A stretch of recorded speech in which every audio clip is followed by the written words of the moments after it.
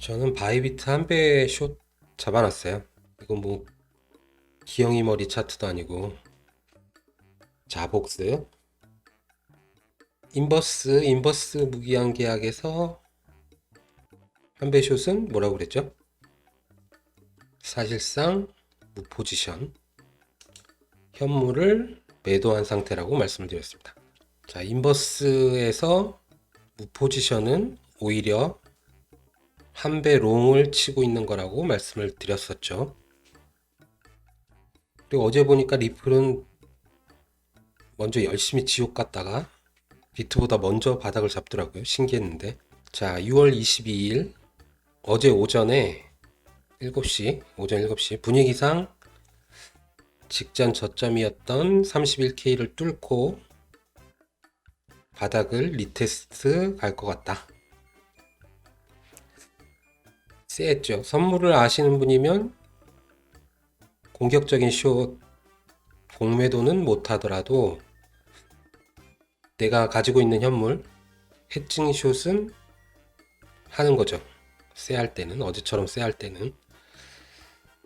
그리고 숏을 들고 있는 분들도 추가 급락이 나오면은 적절히 종료, 익절하고 분할 매수로 스위칭도 고려할 때다. 추가 급락하게 되면 숏을 적절히 익절하고 롱으로 갈아타라는 스위칭 하라는 말씀이죠. 왜냐면 어제 같은 경우에는 이제 거기서 또 추가 급락이 나오면 바닥권에 근접해지니까 숏을 익절하고 롱으로 갈아탈 준비를 하는 게 맞죠. 이렇게 미리 말씀을 드리는 게 미리 예상 흐름에 대해서 계획을 세워 놓으셔야 됩니다. 계획을 안 세워 놓으시면 어제같이 그런 변동성이 큰 무빙이 나올 때는 욕심 때문에 익절을 잘 못해요. 익절을 잘 못하면 어떻게 되죠? 어제 그렇게 급락을 했는데도 오늘 또 제자리가 왔잖아요. 그러면 숏을 익절 못하고 다시 원상 복귀가 된 거죠. 자, 그리고 나서 오전에 33K 깜짝 반등이 나왔는데 아마 이때 에이 더 안 내리려나 보다 하고 숏들을 많이 정리하셨을 것 같고 또 이때 낚여서 올라가는 줄 알고 롱을 매수하신 분들도 아마 많으실 것 같아요. 근데 역시나 33K 장악에는 어제 실패했었죠, 오전에. 자, 그리고 어제 초저녁부터 이제 하방 압력이 거세지기 시작했죠. 1번, 2번, 3번 여러 가지 시나리오를 말씀드리고 미리 한번 계획을 짜보시라고 말씀을 드렸고 저를 비롯해서 대부분이 가장 많이 생각하던 1번 시나리오, 1번 시나리오대로 결국 갔죠. 큰 이변은 없었는데 31K 뚫리면 30K 직행, 그리고 30K 뚫리면 28K까지 가는 게 대부분의 생각이었는데 그냥 대부분의 생각대로 갔어요. 그리고 이제 어제 같은 경우 이제 가장 큰 관전 포인트는 직전 저점이었던 28.6K를 깨느냐 마느냐 그거였는데 28.8K에서 하락이 틀어막혔죠. 자, 오늘 같이 공부해 볼 거에 대해서 미리 알고 있었다면 어제 저점을 잡아서 큰 수익을 거둘 수 있었을 거예요. 한번 같이 보시죠.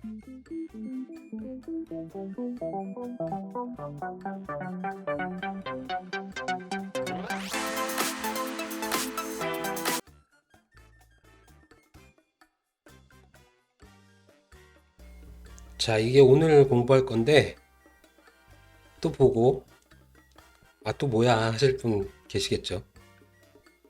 자, 너무나 뻔한 요 쌍바닥 패턴 더블 바텀에 대해서 알아보기로 하죠. 지난번에 공부해봤던 더블탑 쌍고점 반대로 생각하시면 아주 쉽죠. 제가 지난번에는 20분을 넘게 설명드렸던데 이 간단한 거를 오늘은 그냥 그거 거꾸로 거꾸로만 생각하시면 되니까 이거 안 보셔도 상관없을 것 같아요. 그냥 거꾸로 생각하시면 돼요.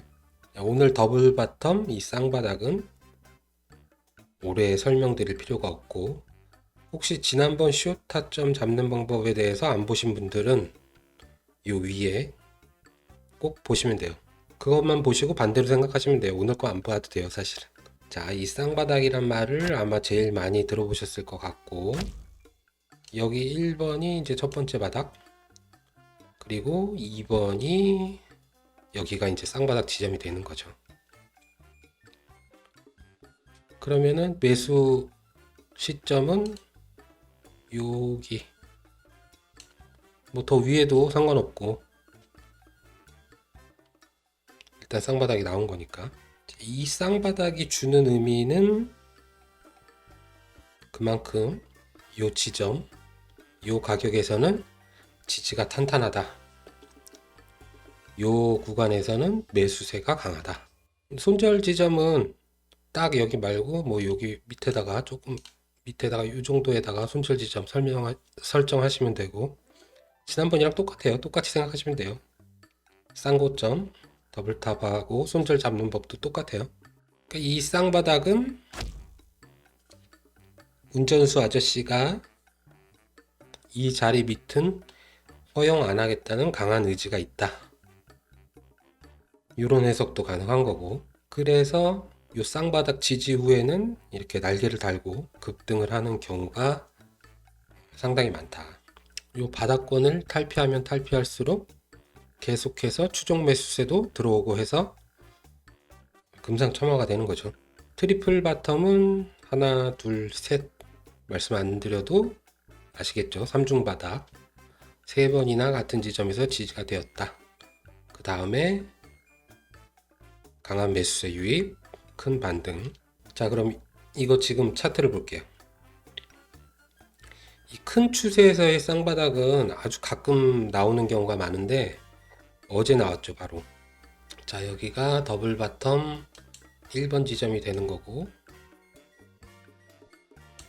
그리고 어제 나온 요 지점이 더블 바텀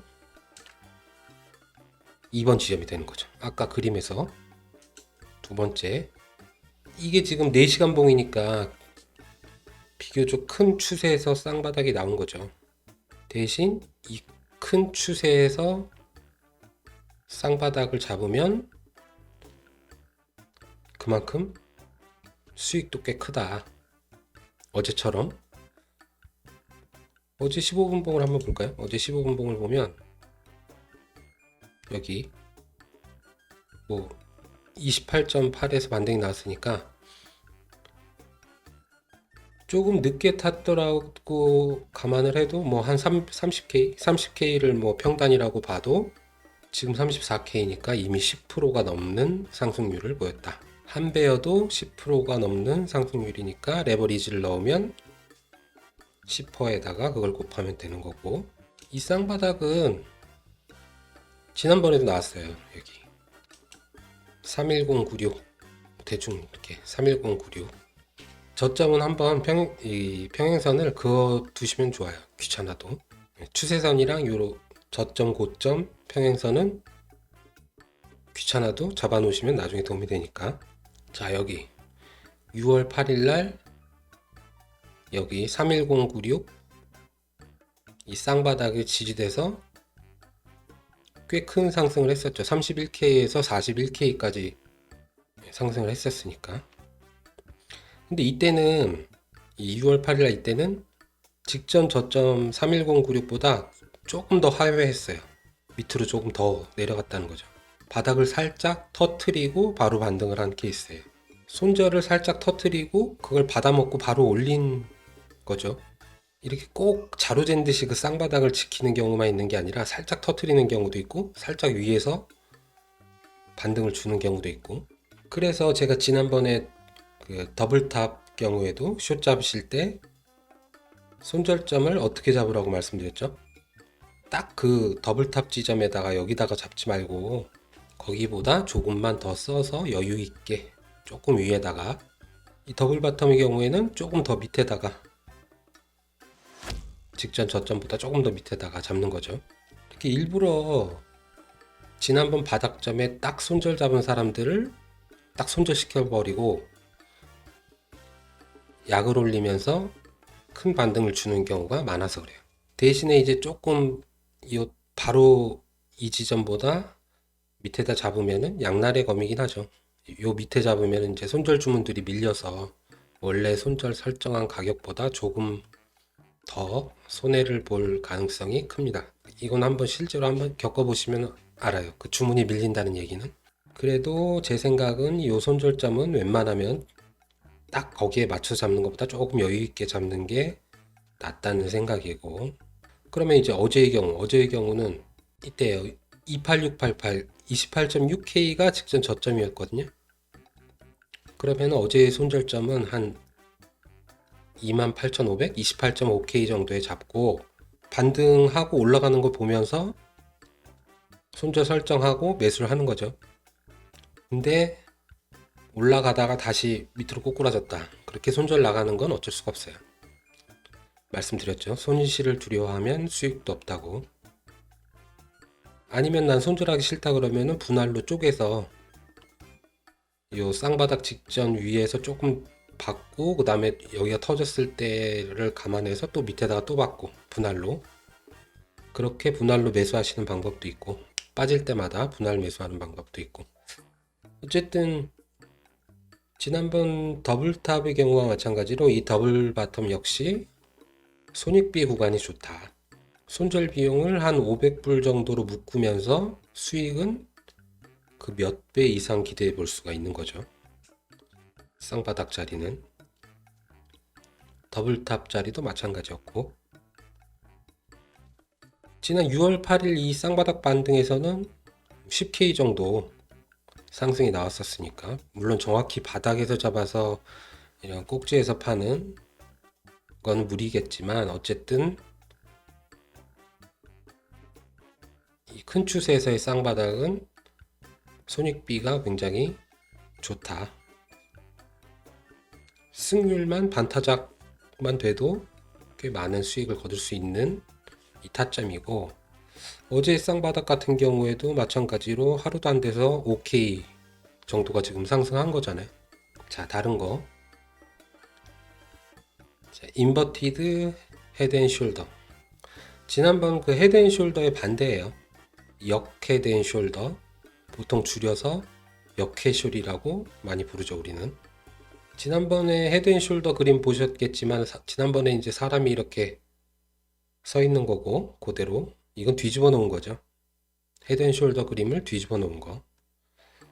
계속해서 이제 헤드앤숄더를 그리면서 향하던 추세가 역캐숄 추세로 바뀐다. 이 요 구간이 이제 매수 포인트가 되는 건데 저는 역캐숄은 좀 안 맞더라고요. 저하고는.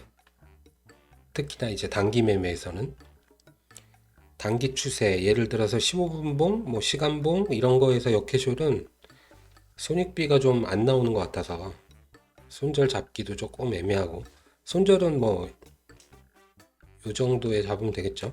그래서 어쨌든 저하고는 좀 안 맞는 것 같아서 단기 추세에선 잘 활용을 안 하고 대신에 이 역캐숄은 중장기 추세에서 큰 추세 전환을 볼 수 있는 패턴이다.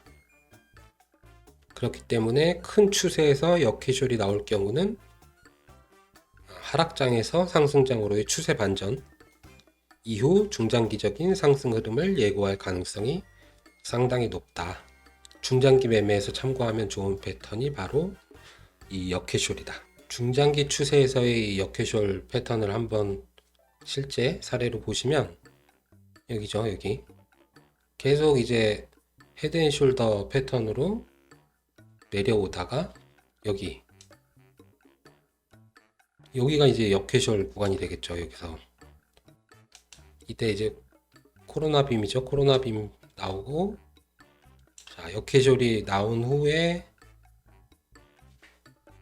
중장기 추세 전환을 예고할 수 있고 대신 여기서 한번 꼬꾸라지긴 했지만 멀리 보는 거예요. 중기적, 장기적으로. 그 이후에 어떻게 됐죠? 그 이후에 대상승 랠리가 계속 역캐숄을 만들면서 이제 펼쳐졌던 거고, 지난번에 더블탑 헤드앤숄더로 숏 타점 잡는 법, 그리고 오늘 더블 바텀 쌍바닥, 그리고 역캐숄로 롱 타점 잡는 법, 이 두 가지만 배웠으면 선물 매매는 다 배운 거예요. 가장 확실한 손익비 좋은 매매법을 배운 거기 때문에 이제 더 이상 코린이가 아니시다. 물론 그 이전에 이제 기능 설명 영상 다 마스터 하셔야겠죠. 자, 이 더블탑 더블 바텀은 15분봉 작은 추세에서부터 1봉 큰 추세까지 계속 반복해서 이제 나오는 자리이기 때문에 평상시에는 작은 추세에서 소소하게 먹다가 수익을 내다가 어제 같은 큰 추세의 쌍바닥 자리가 온다. 그러면 그때는 딱 긴장을 타고 대기를 타다가 한번 질러보는 거죠. 손절 잘 잡고. 선물 매매를 하시더라도 괜히 어정쩡한 자리에서 이렇게 포지션 아무 데서나 잡지 마시고 요런 자리에서들 요런 자리만 딱 골라서 들어가면 되는 거죠. 잘 째려보다가 롱 잡을 때는 오늘 공부한 더블탑 자리에서만 들어가고, 숏 잡을 때는 지난번 공부했던 더블탑 해숄 자리에서만 들어가도 여러분들 수익 내는 데는 무리가 없다.